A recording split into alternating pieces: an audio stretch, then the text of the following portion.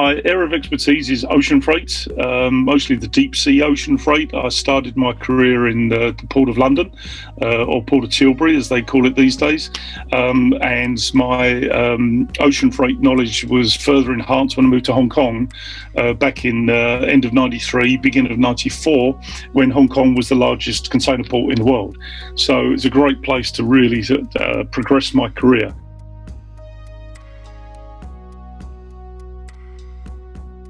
Apart from the fact that ocean freight is really a passion of mine, I really do enjoy the ocean shipping industry.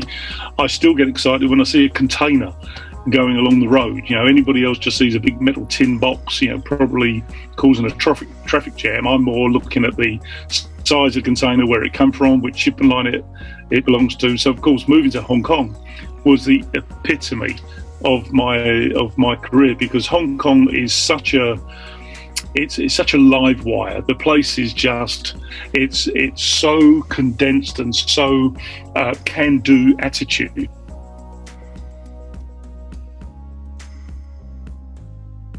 The customer service has always been my role. It kind of fits my nature.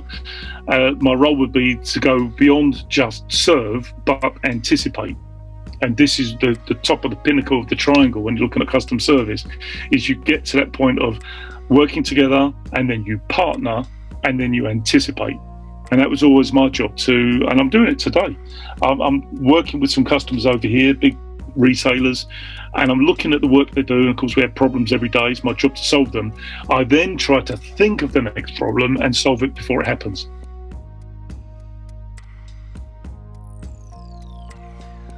I think for the next 3 or 4 years, there'll be some stability. I think the shipping lines will be enjoying unprecedented profitability, but it also means that the market, the retailers, the wholesalers, the end consumer is going to have to expect to pay more. Not many people, a man in the street, the average shopper does not think, especially your online shoppers these days, they don't think where these products are coming from. Until, like my wife, who is a regular online shopper, tries to buy something and it's not in stock, and it's not in stock, and it's not in stock. And this is the epitome of the market we're in right now. It's so hard. There's not enough space. There's not enough ships. There's not enough containers, empty containers in the right places to bring your cargo to the traditional market. So this is where we are right now. Going forward, yes, as I say, I think very good and stable times for the shipping lines, which is good. It means they can put more investment back into their equipment, into their ships, into their training, into their systems. But I still believe in the future that the business will still rely somewhat on networks, relationships, people. As much as there are many people out there who advocate that everything can be done by artificial intelligence and systems.